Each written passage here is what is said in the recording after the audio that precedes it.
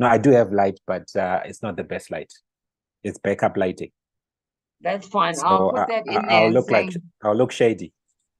yeah, well, you're shady anyway, but I'm going to also be turning Okay. off my video just because to save bandwidth. So Okay, I'll people are mention that we joining will be, now. okay. No, carry on, but the waiting room is disabled, so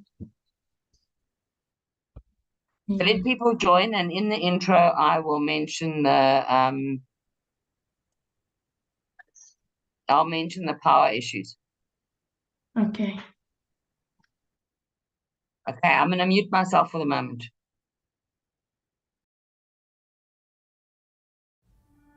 Now we have 50 participants already.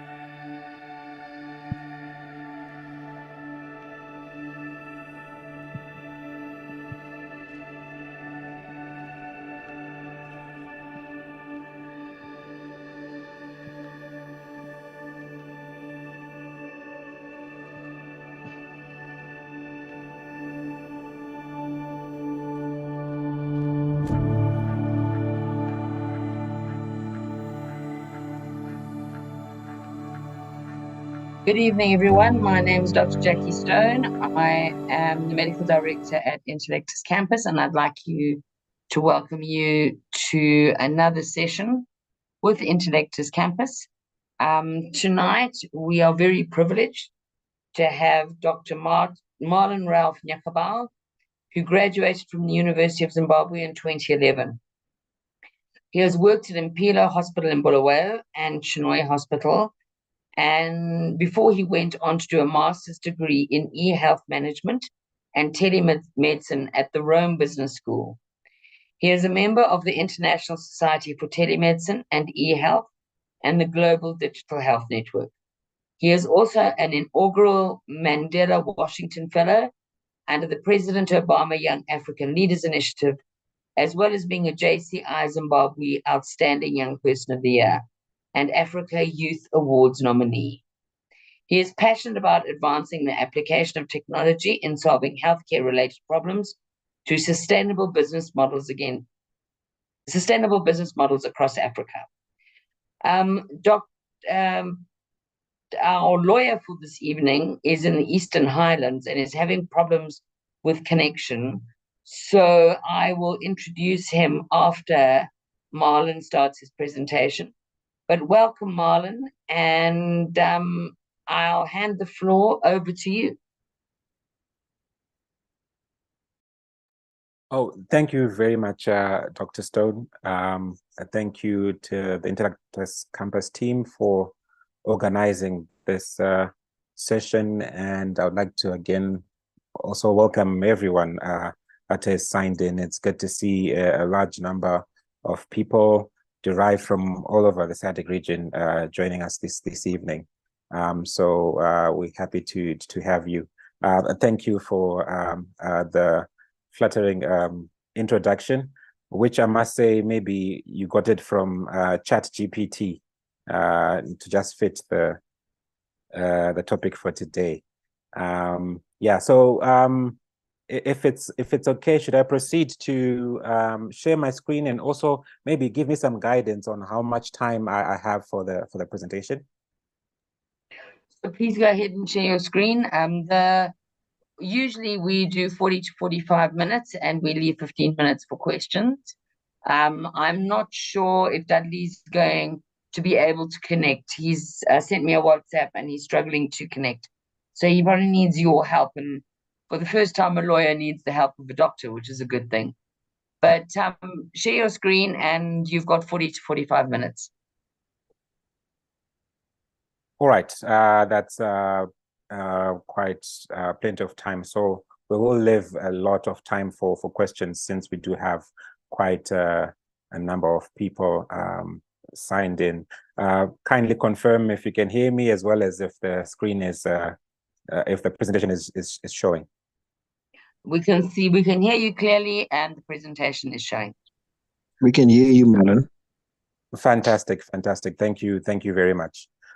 Yes, so to just go into it, the topic for today will be talking about artificial intelligence and trying to gauge or answer the question, is it an opportunity or is it a risk?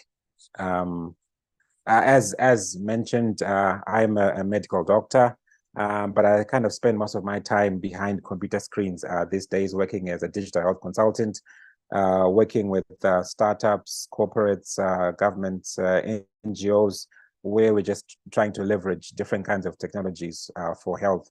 So whether it's mHealth, electronic health records, telemedicine, big data, AI, anywhere where technology has been recognized to make a difference in healthcare, that's where I live, essentially being the interface between the health sector as well as the tech sector, trying to be the bridge that connects these two worlds together.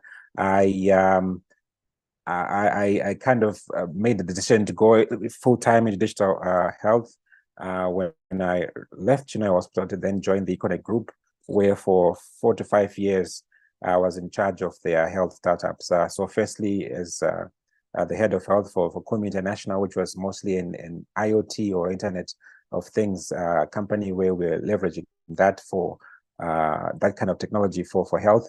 And then also then moved on to head Maisha Health, which I would ask for those in Zimbabwe, please do not confuse this with Maisha Health Fund, because Maisha Health Fund is health insurance. Maisha Health was a technology company. So I then left the Econic Group, and now I work as an independent consultant. And I must say it's quite fun to then to collaborate with people from all over the world and get a chance to also delve into quite a large number or different types of technology, right? So going into it, we are in the fourth industrial revolution. I think it's a term that we've heard being talked about in the news, various summits, even in SA.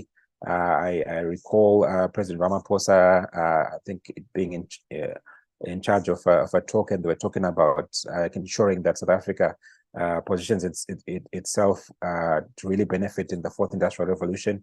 Yes, we do acknowledge that we are in Africa, and certain parts of our continent are still to undergo the agrarian revolution, let alone the first, the second, or the third industrial. But for those parts that are, we need to then ensure that we know what's going on, so that we don't miss out, and then find a way of then ensuring that all that gets to be disseminated across the continent, so that everyone gets to benefit from that. And with all this talk then comes to artificial intelligence. I think these days hardly does a day go by without hearing about a headline or reading a headline on artificial intelligence. Whether it was, I think maybe it was ChatGPT that then really kind of puts AI into people's hands, although it has always been there. I think most of the chatter then came from there, when people now had something that they could access via their phones, and they could kind of experience the wonder of artificial intelligence firsthand, and then it then raised all sorts of questions. And we've seen big tech CEOs in front of the US Congress. We've seen the EU leadership calling for ways to just regulate this field for people to really understand what AI is. So it has really consumed the headlines, particularly this year. It even possibly even started because of the pandemic, because we did see quite a lot of AI being used to try and manage the pandemic. Some of the solutions worked out quite well. Some of them were spectacular disasters. So all those then brought AI to the fore, made the AI the conversation for this year.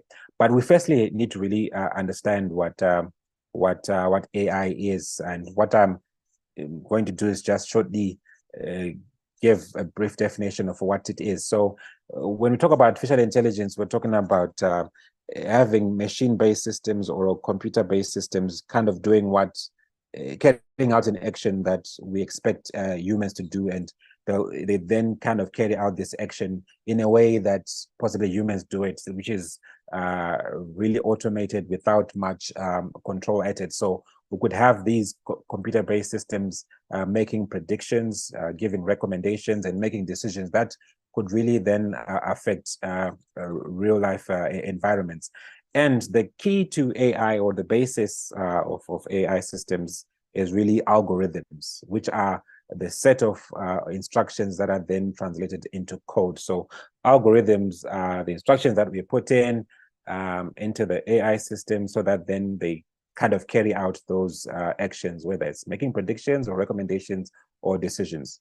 It's the same way how we are kind of trained, let's say, for example, in medical school, that you are given flows or a pattern of thinking, that if a male patient shows up and says they're having pain on urination, and they're seeing a mucoid discharge from the urethra, and they accept that they did some funny business somewhere, then already in your mind, that then influences you to think of a venereal disease going on. So that's, in a way, to say we have a set of instructions or thinking that's then programmed into us, and then kind of elicit a response. So with AI, we're trying to then do that using computer-based systems. And there are various types of AI that's there. There's machine learning, there's natural language processing, there's signal processing, expert systems. And under machine learning, which is the most common, there are many subtypes that are there, which we'll not go into. But definitely machine learning is like the most common. because it uses statistical and mathematical modeling techniques to then kind of come up with that algorithm so that it can then make predictions. So you feed it data, it then comes up with patterns, and then use those patterns to then make your predictions and your decisions. So let's look at what this technology is being used for in health and the opportunities that it presents. So back in 2021, I had the chance of working with what was known as IDE, which was the International Digital Health and Artificial Intelligence Research Collaborative. This is an organization based in Geneva, which has recently rebranded as soon as I think last month. They've now rebranded from IDE to just simply Health AI, to really then focus on AI. So what we're doing back in 2021, we're trying to come up with a map of digital health as well as artificial intelligence across Africa and Latin America. So I will be sharing some of the results from that work. So the first thing that we definitely noted was that from Cape to Cairo, from Mombasa to Monrovia, all corners of the continent, AI is being used for health. And in every part of or every corner of the continent, you'd see that there are hubs that are there. So if it's North Africa, the hub is Egypt. If it's Southern Africa, the hub is South Africa.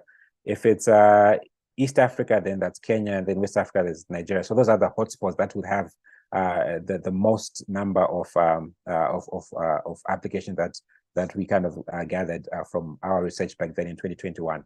We looked at over 330 organizations. This is when you combine digital health and artificial intelligence being used. I'm sure now the number is even increased now. And when we looked at these, we're trying to see what AI is being used for, and what we could certainly appreciate is that AI is being used across all the various fields of medicine. So whether it's pediatrics, cardiology, neurology, infectious diseases, even mental health, we would appreciate that AI is being used. And an obvious hotspot that's there is radiology, where AI is being used to help with diagnosis of scans of images. It's one of the most common applications of machine learning there, because then while you kind of do it is you feed it data from all the, let's say, for example, x-rays, and then it can then kind of be able to then pick up patterns on its own. So radiology is certainly a hotspot where machine learning AI is being used. What we also did, we're looking at the potential impact of this technology, and what we could realize. This is from across the continent, that AI is being used to help countries potentially achieve universal health coverage. Universal health coverage is quite a daunting task. Trying to ensure that everyone has access to good quality care that they can afford. Is we are trying to ensure that where we failed with MDGs, with the Millennium Development Goals, we want to succeed with the SDGs. So across various kind of fields, even in HIV or addressing maternal mortality, we're seeing AI being employed. But one of the biggest, say, hotspots or use cases was actually AI being leveraged to then achieve that big goal of universal health coverage. Now, to kind of summarize the opportunities that we're realizing is that AI has potential to help countries achieve UHC through improving diagnosis, clinical care, and helping research, and even coming up with new drugs. AI certainly has been used in pandemic response to help with disease surveillance, pick up outbreaks, help systems allocate their resources, and definitely lower to middle income countries, where most African countries lie, could definitely kind of benefit from this in using AI to reach those areas that they've been struggling to reach, to ensure that we increase access to healthcare. in underserved populations. There are people that still live and die on this continent without ever meeting a doctor in their life. So if there's a way that AI can then provide some good care, that would really help us leapfrog over this challenge. So AI can augment, I did put it in bold to say, AI can augment the ability of healthcare providers. We're not really yet talking about replacing healthcare providers, but let's help them. Let's use AI to augment what they do, whether it's improving patient care or provide accurate diagnosis, optimize treatment, or even just to say, let's free doctors and nurses' time from some of the mundane things that are involved in day-to-day practice, so that then they get to, to focus on the patient.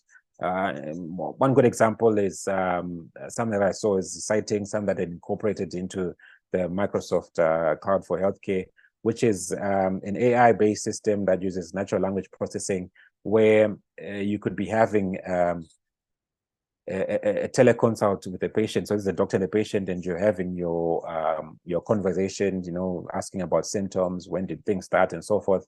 Having that just conversation.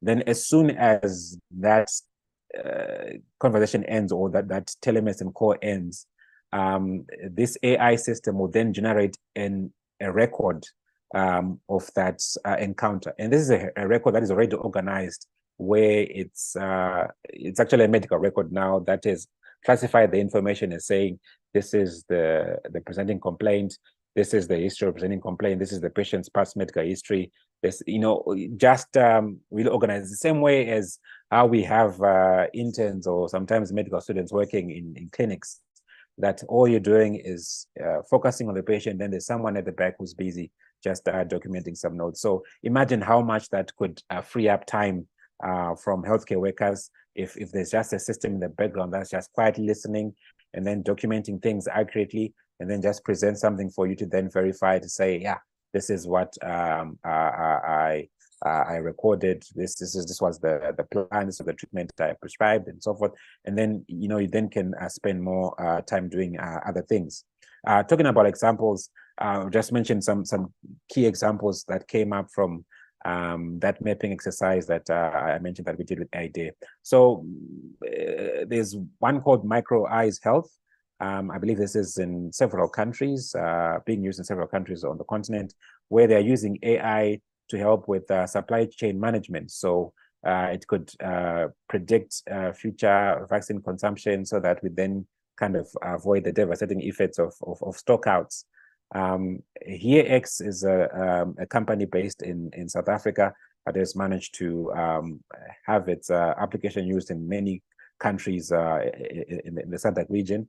I'm sure those from SA might have heard about this. So what it does is it improves access to audiology services. Imagine school children. School children typically would have an examination to just ensure that they are hearing well. Or this could be workers at a mine, where they have to go through annual checks of their hearing as part of occupational health. So, to get a proper booth, a proper audio lab, where there's a soundproofing system, and then we are checking for all the tones, could be difficult. So with this system, you just have these headphones.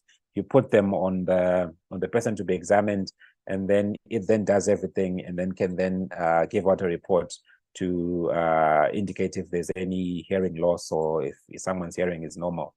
This is quite great. If we look at, I think in Zim, the audiology services maybe in Harare, and possibly only one in Bai. So we're talking about the whole country, with possibly maybe 2 or 3 audiology labs that are supposed to then serve a population of over 15 million people. So now you have a solution that is based on the phone, and all you need is a headset. You could then be screening an entire school, or the entire, imagine all the artisanal miners that we have in the country could then just be helped with this system without asking them to physically travel to Harare.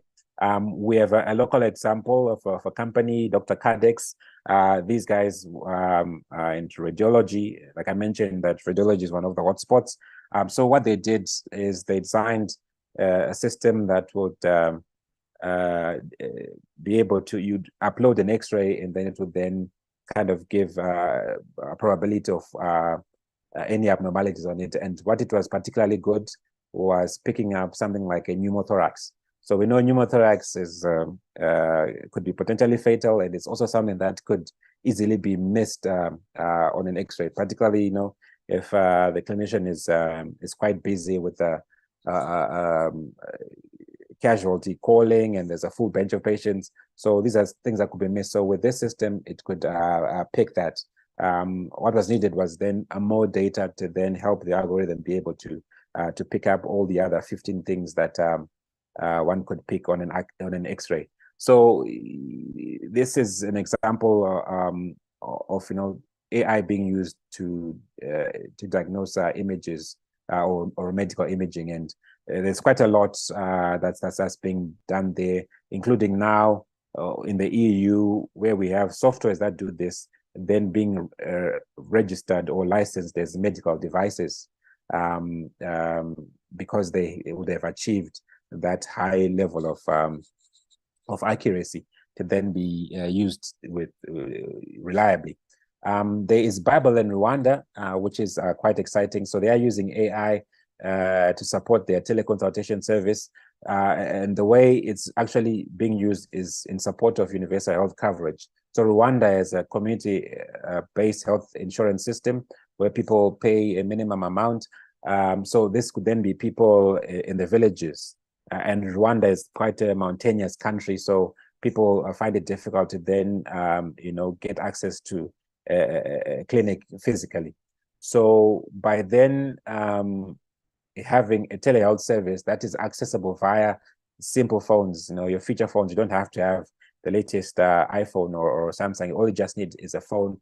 Via the phone, you can then get access to a call center where they're then using AI, where they have a team of nurses that will then be able to walk the patient through so that they can then, you know, come up with a diagnosis and be able to take care of that patient. So that has been recognized by the country, and it's really then been linked to the community-based information system. So this really is a big step towards achieving universal health coverage.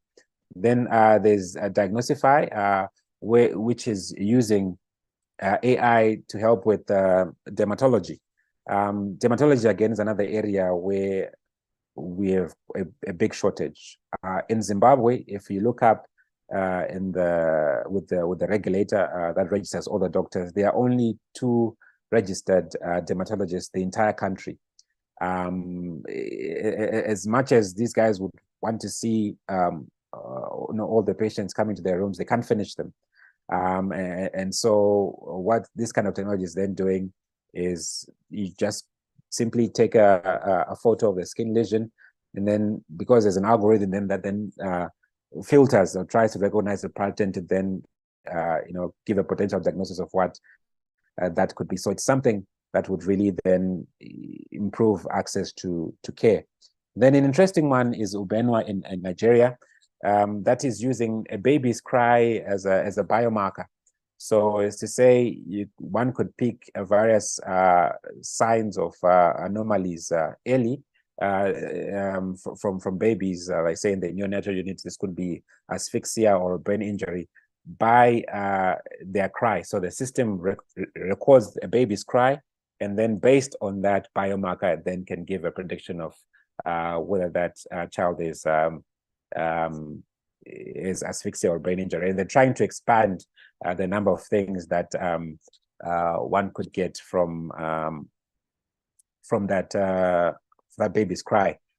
So, you know, we could then get to a point where if your baby is crying, you might know what it is. So maybe there's a distinction between a baby crying for because they have a wet nappy, or they're crying because they are hungry. Maybe there's a certain difference in the cry. So, you know, technology can digitize that voice and be able to pick up the subtleties. So, you know, we might be then getting to you know, understanding the language of babies. So it's quite exciting what they're doing. So with all this potential now, we then have to ask ourselves, what's on the flip side? What's the catch?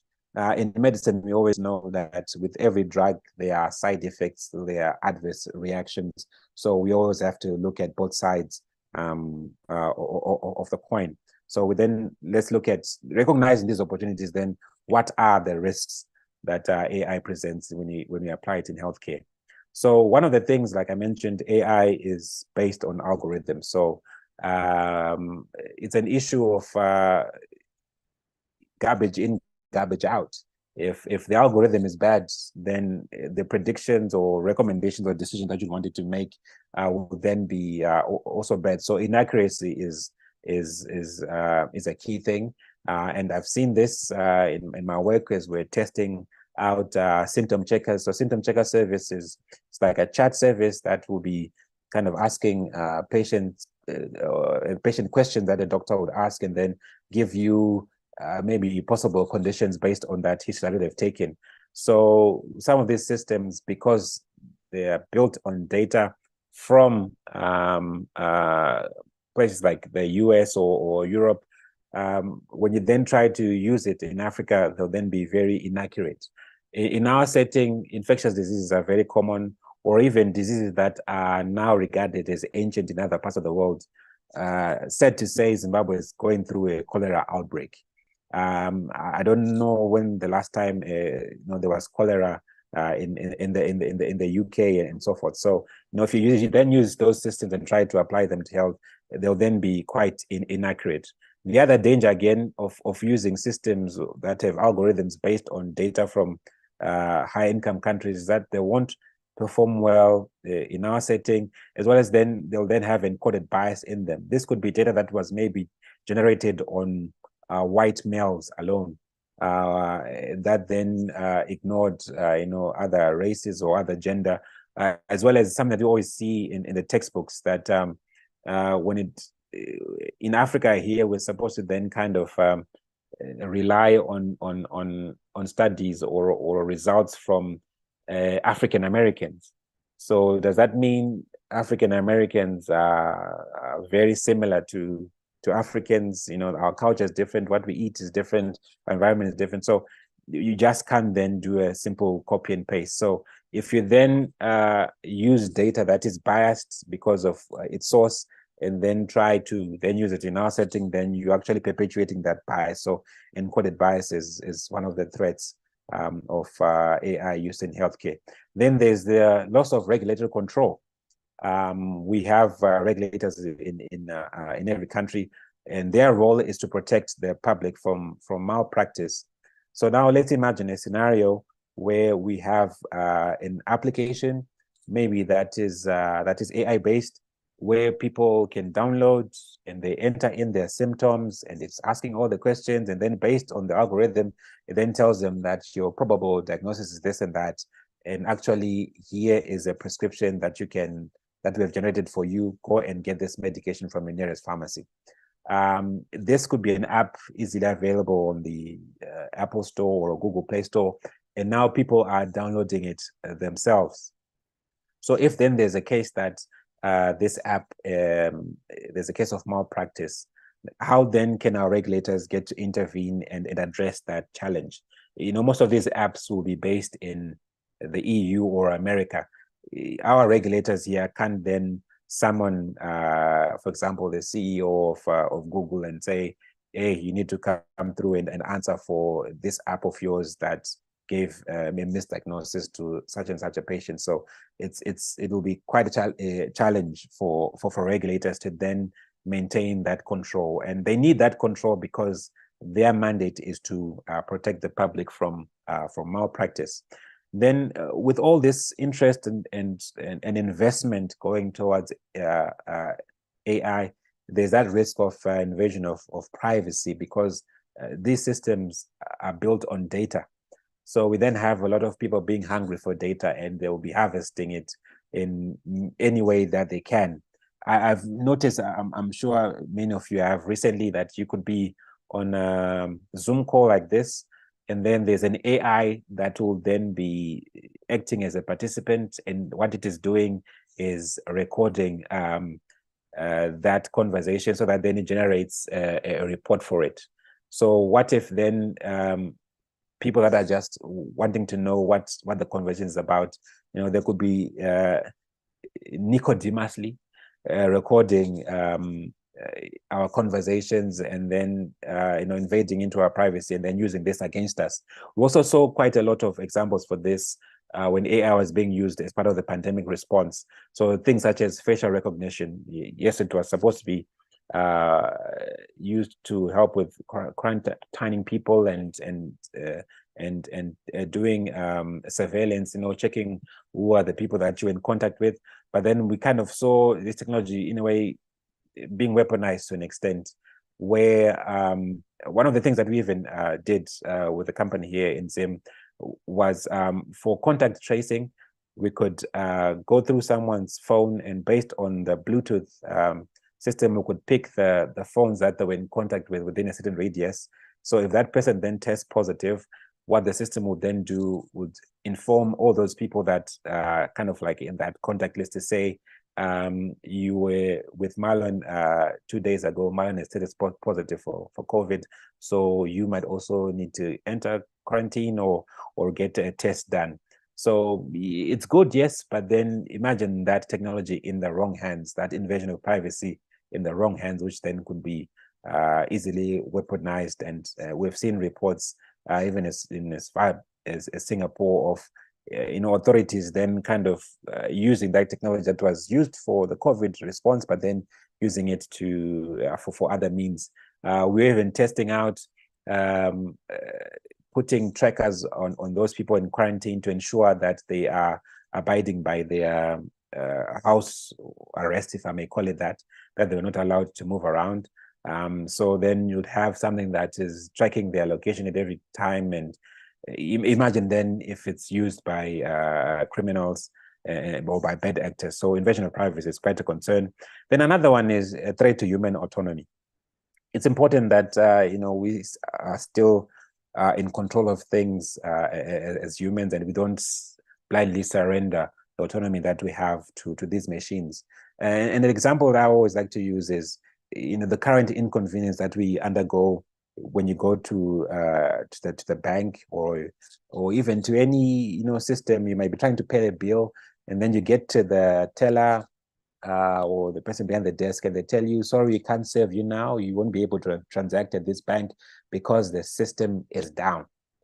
It means whether you're trying to pay for something or even trying to withdraw your money, you'll be stuck because they have no other way of operating without that system.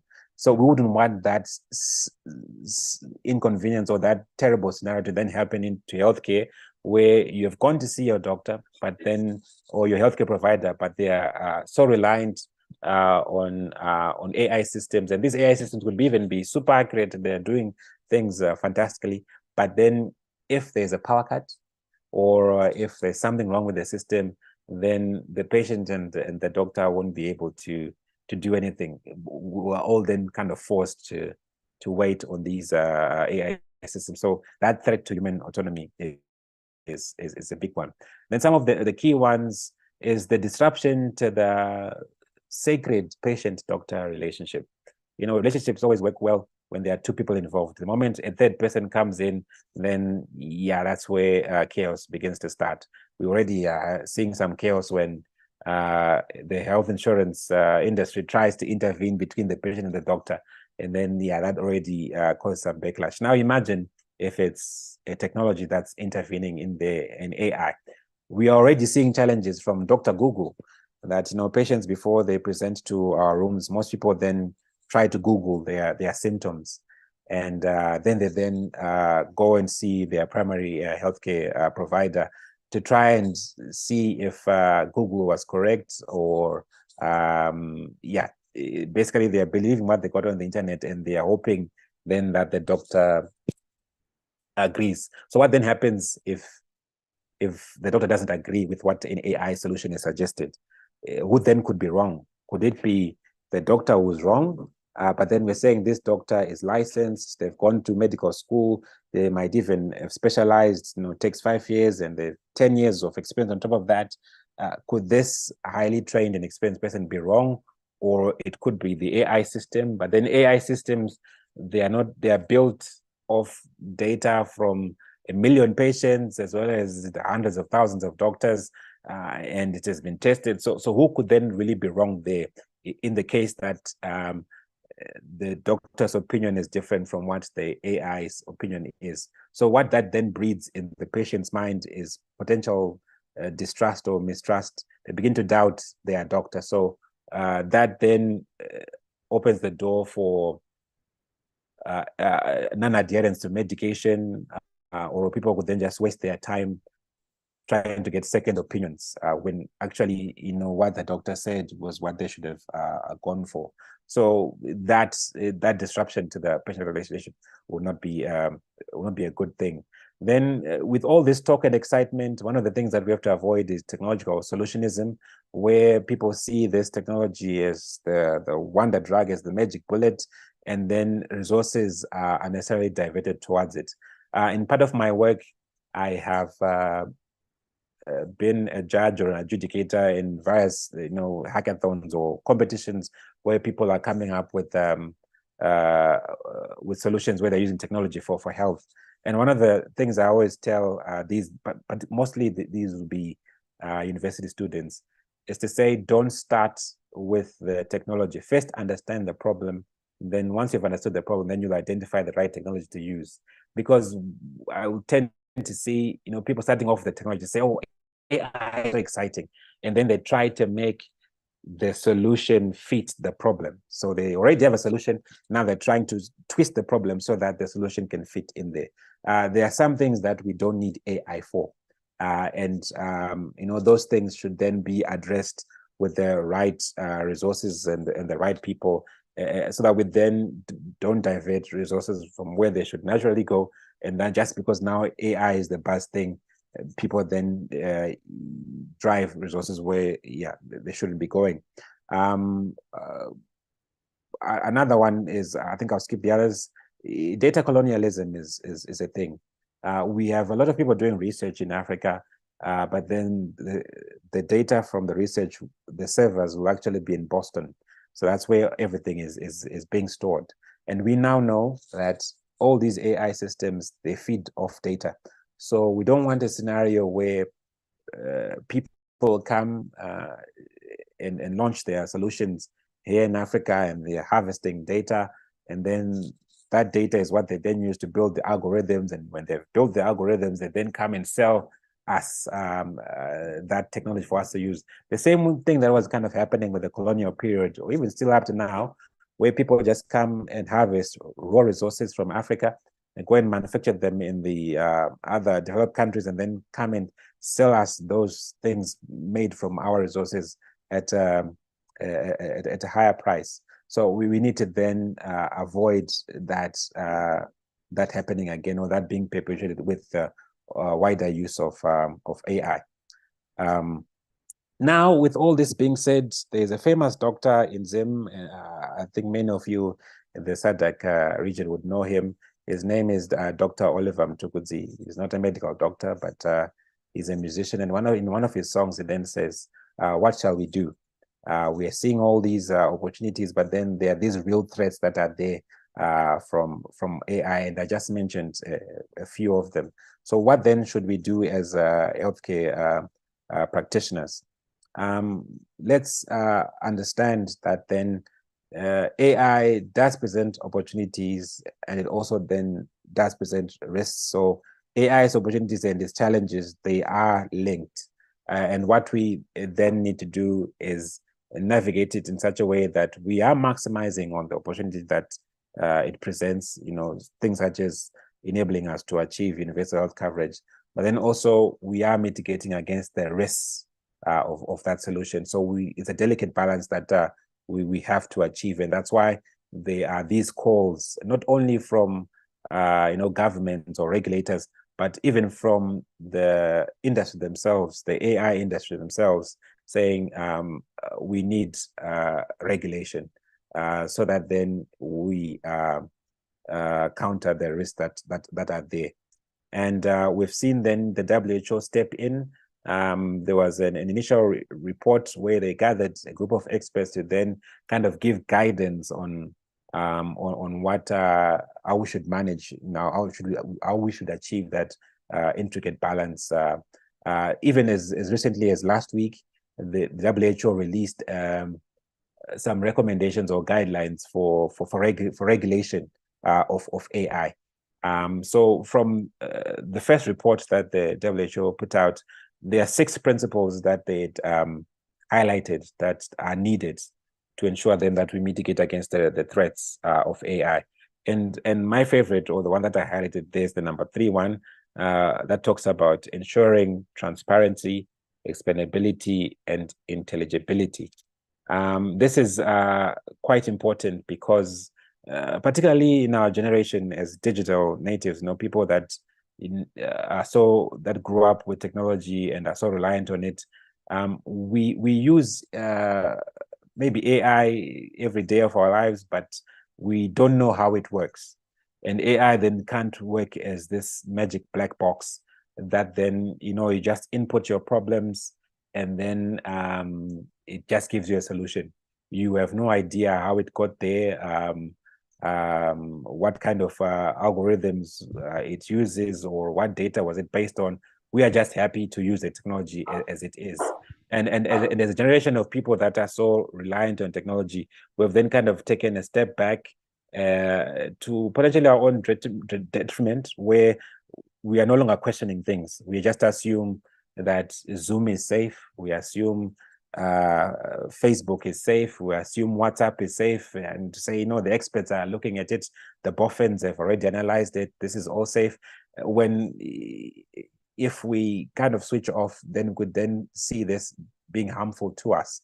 Now we're seeing some of the harmful effects of social media, and parents are then trying to see how they can protect their children against it. But it all kind of stems from people just being excited about something and then just using it, even though they don't know how it works. And that kind of thinking is what's then very dangerous. So by ensuring then that all these systems, there's a high level of transparency, then we then can know the algorithms that the data that was used to build the algorithms, its potential biases or shortfalls, so that we just don't rely on this thing being a mysterious work that just we punch in problems and it gives us solutions. And the kind of explainability or transparency that I think we kind of need is the one that's similar to the pharmaceutical industry. With every drug, particularly the new ones that are introduced, the molecule within the drug is known, it's declared. The studies that were used to prove that this drug is safe, and these are the side effects, all those studies are published. There's ongoing pharmacovigilance done to ensure that we pick up any new side effects from that drug, so that all that information is known. So that's the kind of transparency we also need with AI, so that with a solution, we know the data that was used, how they got it. We understand what could be the potential shortfalls of that. It's clear for everyone that is interested in knowing how a particular AI solution, who's behind it, what tests were done on it. It has to be explainable. It has to be clear for regulators. So then we avoid falling victim to bad actors. So with that transparency, I think that is the same that we have to extend to AI solutions for health. The same way we just don't give people a drug and say, use this drug. And when a patient then asks to say, how does this drug work in my system? How is it processed? How is it eliminated? We'll then say, we don't know. All we know is it will make your symptoms go away. That's the kind of black box practice that emerges from lack of transparency that we have to avoid. And I think this is my last slide. Some of the recommendations that we then need is, as health professionals, we need digital literacy. We're not saying everyone should be a hacker or a computer programmer, but just understanding, what AI is, what algorithms are. Then once you have that basic understanding, you can then raise those questions. And before you then employ a solution within your practice, you then would have looked at that background information. So we definitely are going to be working on updating our regulatory frameworks, even using some of the guidelines that the WHO has just issued out, I think about last week, on how we should pivot to ensure that we handle this AI as it comes. The other thing that's from my work that I think is really important is we have a lot of data in Africa, but because we use paper systems, they are logged as paper. AI solutions feed off data, so we need to digitize our practices, digitize our operations, digitize our data, and then once we digitize it, we own it. It's ours. By that, it then ensures that we control how that data is then used. How that data is then used by anyone. So as long as it is logged in paper-based systems, then we have a problem. I was working with a startup that was trying to use AI to help with pap smear evaluations for diagnosis of for cervical cancer screening. The challenge was that we could not get enough images from Africa. We got a lot of data from Western countries, but we needed data from our setting so that then our algorithm could then be able to to give us solutions that fit our context. So what we then know is there are pap smears being done by the thousands, I think, every day, but then the images are not even digitized. Someone just looks via a microscope and then writes on a paper or prints out on a paper, and then it ends there. But if we had digitized all this data, then we could then build our own algorithms. Another important thing, excuse me.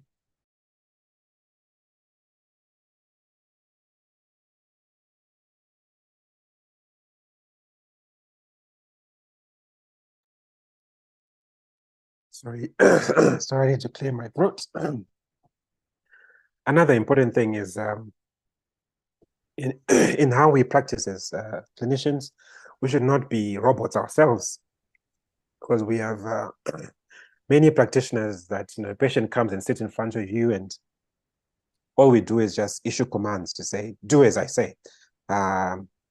Patients can't even ask to say, doc, what does this result mean?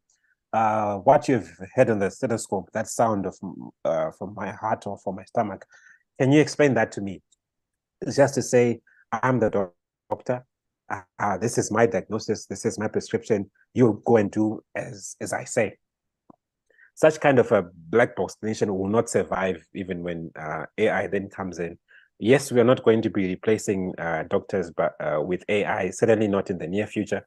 But then if that then gets to happen and we have AI doing more, I think let's stick to our human qualities, where we ensure that as clinicians ourselves, we are still human, we are flexible, we are attentive to our patients, we explain, we are transparent with what's going on. And ultimately, from the image that I've shared from our study, as much as AI is being used across Africa, when you then look deeper to say, this solution that is being used in Africa, where is the headquarters? Who is running this? You would then see a lot of solutions are coming from the USA, the UK, and various European countries. So the question was then, say, why aren't Africans really why aren't they in the driver's seat? So as we enter the fourth industrial revolution, it's important then that we strive for equity in distribution, so that AI don't widen the digital divide by just reserving AI for particular certain high-end markets. We also need AI that understands local languages, that understands our culture, so that then people are not forced to only converse with AI systems for healthcare in English We need them, these systems to give that equity, but also we need equity in terms of ownership. We just can't be customers of these things. We need to generate our own algorithms from our own data, and then we then run the companies, such that then if a regulator or even a parliamentary body wants to understand how a certain AI is working, they can then invite, you know, the CEO to Parliament for a hearing. Right now, if Zimbabwe, I know there's a lot of talk with Starlink right now.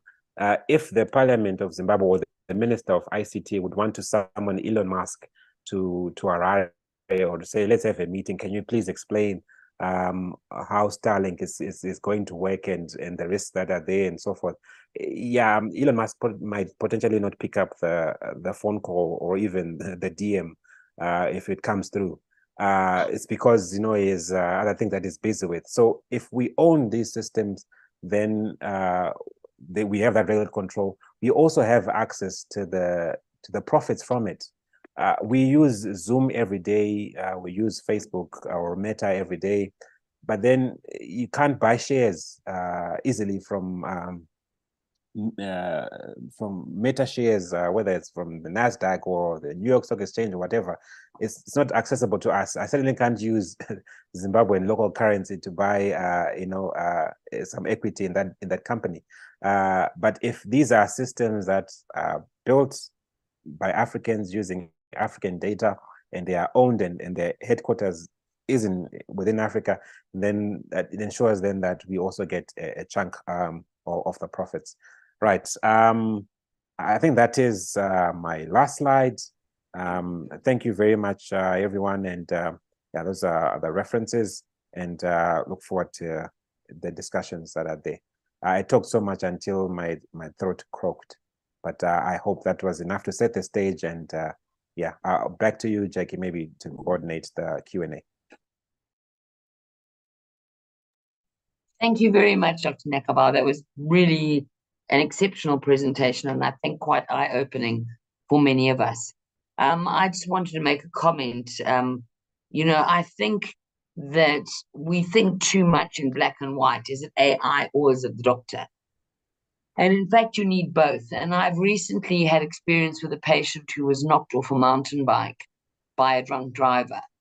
And he went to the local casualty unit with a lot of shoulder pain and a clearly abnormal looking shoulder.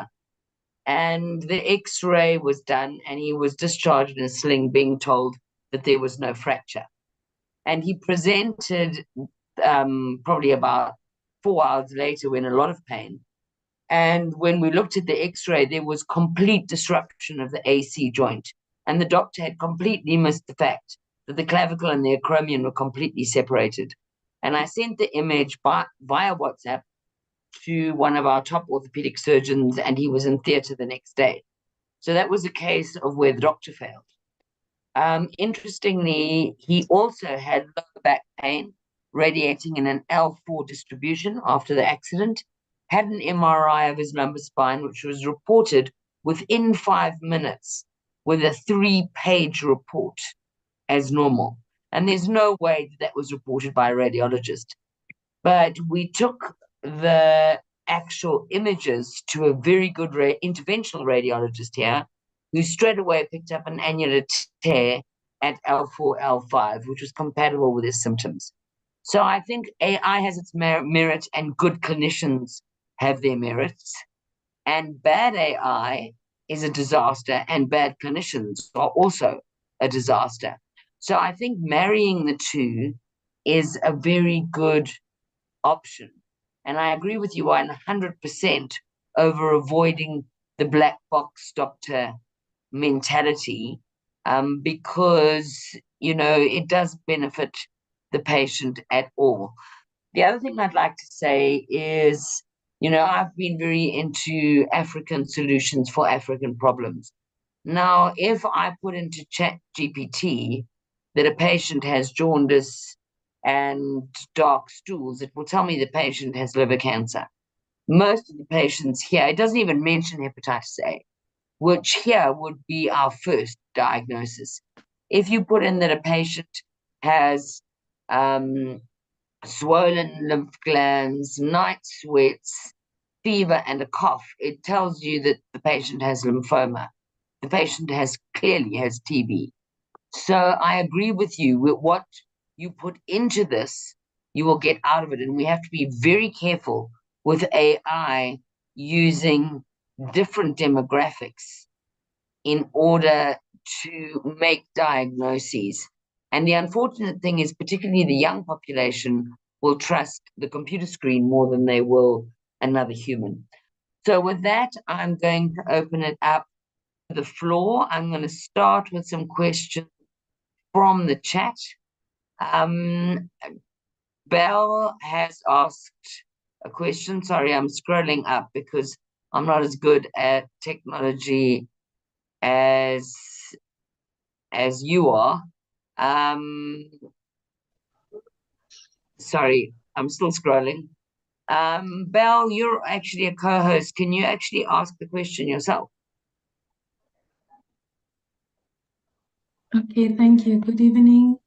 Yeah, I have two questions. The first one is, how can AI be humanized to maximize its potential? Because I think everyone is very concerned about it being, or AI being machine learning, and that the human aspect or that human touch might be missing.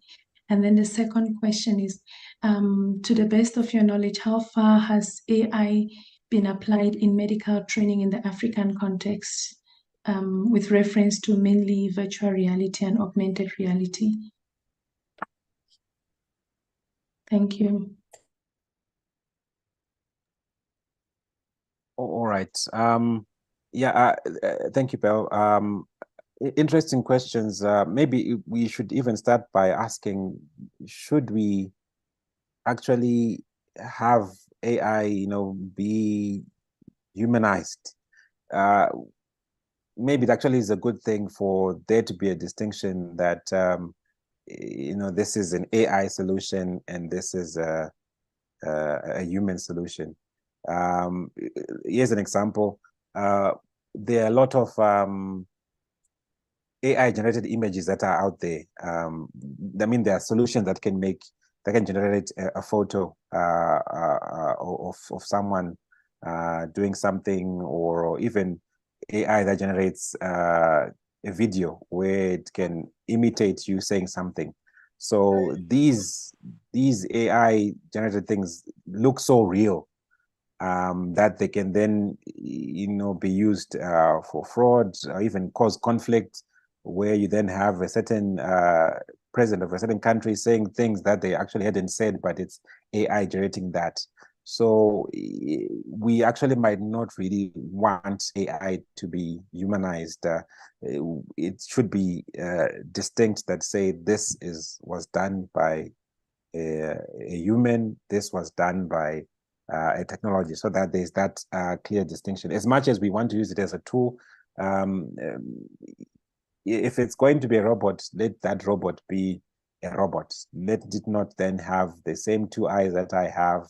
And also, in line with that, for the technology to be more useful, things such as natural language processing, we can have AIs that understand local languages and how humans talk, so that then they can then be of better use to a patient. So that if you're speaking in vernacular, or even in slang, the language of the street language, street lingo, that technology can then understand what you're saying and then be able to assist. So I would say we can, yes, we need to humanize, or not, don't need to humanize, we need to make technology better by feeding it more, so that then it serves us, but there should be really a real distinction to say this was AI, this was done by a human, and we should not actually encourage solutions that try to mimic human actions. Then in terms of it being used in training and education, you mentioned augmented reality, virtual reality. I know well-resourced universities are using VR in let's say, for example, in anatomy. So instead of having a human cadaver there, you then can have a virtual reality one that allows you to navigate and zoom in and zoom out, and and kind of have an intimate experience of the anatomy. But I think that technology is still expensive. Some of these colleges they charge $50,000 per year, for medical school. So for us here, it's might be something that we might not rush to get. We don't want something that then increases the cost of training to such an astronomical level, whilst it then doesn't really necessarily produce better doctors. So it's again something that we have to weigh our priorities on. So it's good to have, but if it's coming at a high cost, that will just raise the fees for university fees, but then also not really guaranteeing that a doctor who learned anatomy via virtual reality and the one who had to gather around a human cadaver, that there's a difference. Yeah, if that difference is not marked, then let's park that kind of tech by the side. Thank you. Thanks, Marlon. There's another question, which is, are there studies one can pursue linked to digital health and AI in digital health? Yeah, there are quite a number out there. When I started, it was back then, it was called eHealth. All the major universities I tried to look around, and they were not offering courses in eHealth. This is far back as 2014, 15. There were no major universities, even in the West, that would offer like a master's degree on eHealth and now digital health. But thanks to COVID, there are a lot of certificates that are now available. There are a lot of courses that are there, so you'll be able to find one. Even in Zimbabwe didn't have a health info. The University of Zimbabwe didn't have a health informatics course, but then I think 2 years ago they now offer a master's in health informatics. So training is available. What I would say is also that you need to be careful. Some of these institutions, they're in the business of training or so-called training. So they'll collect your fees and issue you a certificate. But then some of these things that are topical now, they are things that are just emerged. So let's say, for example, ChatGPT.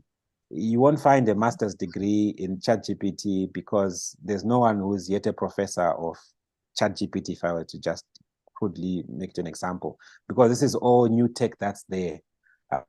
So what it is about is just being in touch with what's going on. No, that's how you find some of these technologies being run by high school students, because they just developed the things, or students that are in university, because they are at the forefront of things.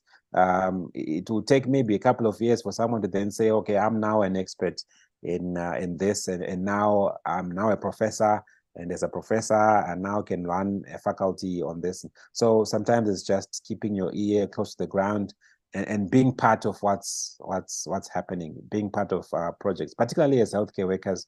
We have the tech guys doing it by themselves, and when they try to develop solutions by themselves, they fail spectacularly.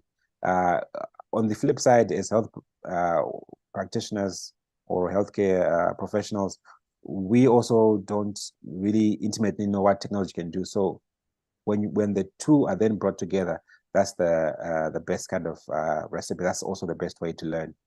So yeah, there are courses out there, but apart from those courses, just try to be part of what's happening around you. Thanks, Dr. Nyakabau. I think one of the things that I've learned from tonight is that we should probably be focusing first on digitalizing healthcare. And I've been in a position where I've worked elsewhere in the world where I've had to use an electronic medical record because it's compulsory. And one of the problems with that is I probably can type at a quarter of the speed that you can. So I would say that the thing that I like the most about your presentation is the fact that the computer can record what has been said and summarize it, and then I can just sign it off, because that would save me a huge amount of time. But the other thing I've learned tonight is to warn patients that the data that they are Googling their symptoms on is not based on African data. And therefore, a scan of a liver in what they might consider a normal liver in the US would be a fatty liver here. So I think there's a need to focus on digitalizing our electronic medical records and using our own data to generate or to assist in both diagnostics and doing the mundane stuff that we all hate, the admin. And those are my two take-home messages from tonight. So we've come to the end of our time. Does anybody have a burning question, or can I ask Obi to wrap up? Yes, I was actually raising my hand. Good evening. Okay, can you hear me? Yeah, we can hear you. Okay, thank you very much, Marlon, for the great presentation. Fortunately, I'm a digital health technology officer, and one of my questions was, what is the correlation between the concept of big data and AI?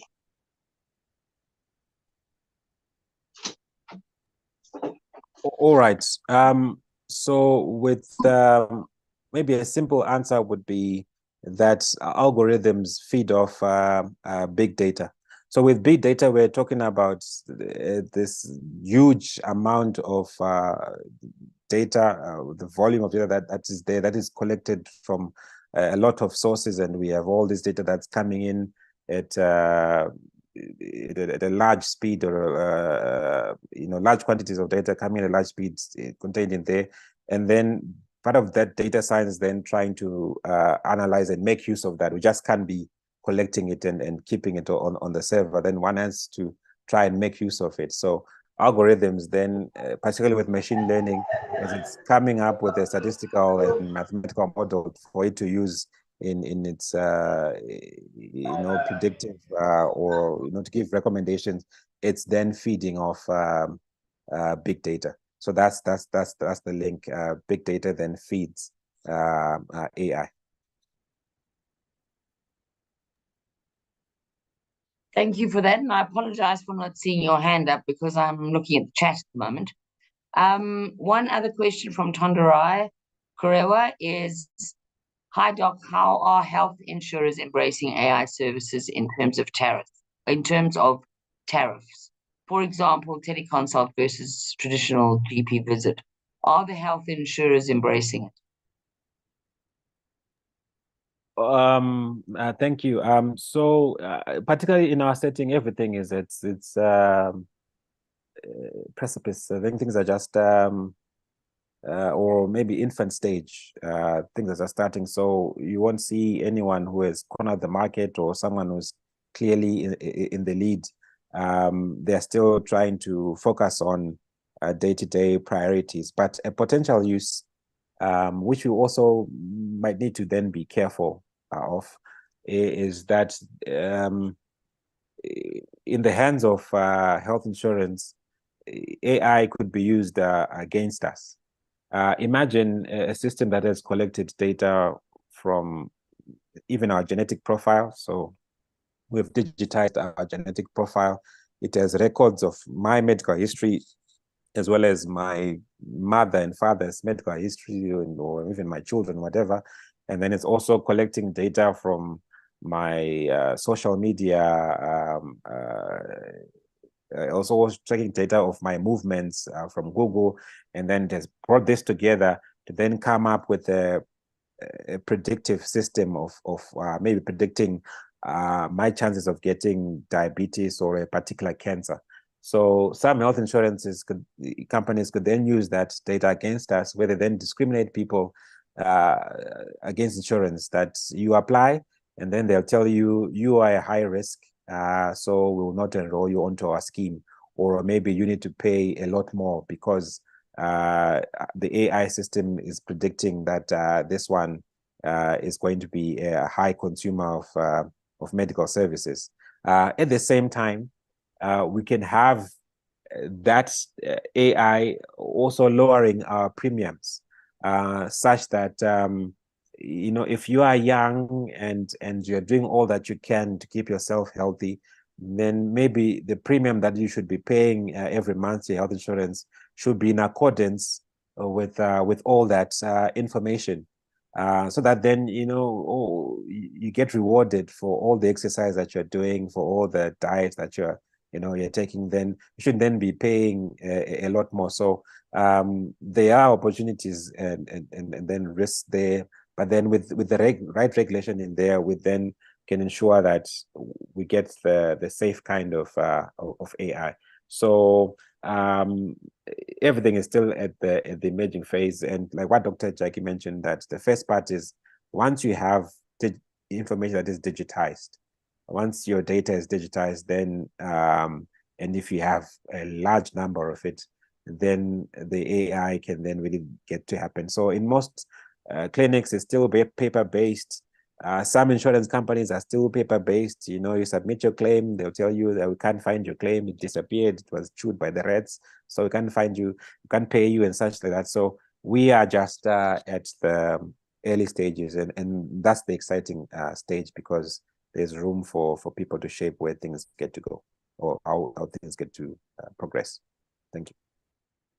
Great, thanks for that, Dr. Nyakabau. And I think one of the messages that's also coming across, it's a bit like nuclear power. In the right hands, with actually generating power, it's a great tool, but in the wrong hands, it becomes a nuclear weapon. So we at least are at the early stages of this. So, you know, we can try and ensure that we use it for our good and it isn't used for harm. And I think that's where the regulators need to become involved at an early stage in terms of what we can and cannot do with it. And one of the other comments I'd just like to mention, where it says AI is an important but cannot replace the clinician. You know, in Zimbabwe, I think we have one doctor for every 10,000 patients. And in remote areas, it's probably one doctor for every 50,000 patients. So I would agree with the comment that was made in backward, is it can really help where there is a scarcity of healthcare givers or targeting remote populations. And with that, I think that the chat questions have been answered, and there are a lot of compliments to you, Dr. Nyakabau, for a brilliant presentation and a very informative presentation. So I'd like to thank you for that. And then I'd like to hand over to Obi to close. Maybe quickly, just interesting from the chat, if you scroll down all the messages that are there, I think you will see some AI being used there. So there are people who will not attend this meeting in person, but then the AI is the one that signs into this meeting. And what it then does, it generates a summary of all the conversations that we're doing, and then issues it to that person. So I've seen, I think, 1 or 2 examples of that, where this AI was attempting to summarize what I was presenting on. And then it would then kind of tell to say, oh, Jackie, you're not in this meeting, but this is what Dr. Marlon says, these are the recommendations. So you actually see some 1 or 2 such kind of use of AI there. So yeah, back to you guys. Yeah. Well, I think what we should do is we should have a look at the summary and see if we agree with it. But on that note, let's hand over to Obi to close. Thank you very, very much, Dr. Nyakabau. That was a brilliant presentation. Thank you very much, Dr. Jackie. Thank you very much, Dr. Marlon Nyakabau. This topic reminds me of it's a bit of a dated photo that has a pilot and a paramedic, and it says 10 years ago. And there's a current picture that reflects a drone. And then it seeks to say that these jobs are now redundant because they've been replaced by technology. But in the manner in which Dr. Marlon had started his presentation, starting with 4IR and then pivoting to the main topic in respect to AI, really works to delve into the way in which AI together with AR is used globally to complement healthcare practitioners together with their patients, as opposed to compete with the work that clinicians continue to do. Moreover, as well as to work to pivot the conversation to localize it for Africa, together with ourselves being in the SADC region, that data is the key that will enable us to benefit all the more, specific to this topic. Dr. Marlon, extended gratitude. I echo the sentiments that have been relayed on the chat, together with that Dr. Jackie has also echoed, extending gratitude for you having led this session. I've also noted in some of the chat comments that in the interest specific to this topic, it would be a pleasure to welcome you back to extend the conversation specific to AR, and also delving into AR. Colleagues, for many of you that have remained in the session throughout, and those that have had to exit, this session would not be a success without your being in the audience. So extended gratitude to yourself for making the time. Just a reminder, there has been a link within the chat. That link is specific to your completing the attendance register. If you do not complete your attendance details per that link, we will not be able to circulate your certificate for having attended the CPD session. So please complete your details per that link. This has been another successful session hosted by Intellectus Campus. We will be running another session next week, same time at 6:30 on Wednesday. The details thereof will be circulated in the group, in the WhatsApp group. Just the last statement is to say the Intellectus Campus CPD SADC region app should be up in the next few weeks. Once that is ready, that will also make communication with yourselves and ourselves all the more easier. With that said, colleagues, please have a good evening, and please feel free to exit once you have completed the attendance details. The time at the moment is 19:49. That's 11 minutes before 8. We will do a hard stop and a close of the session at 8 p.m. At 2000 hours, we will close the session. So, colleagues, have a very good evening. Please feel free to exit once you've completed your attendance details. Thank you. Obi.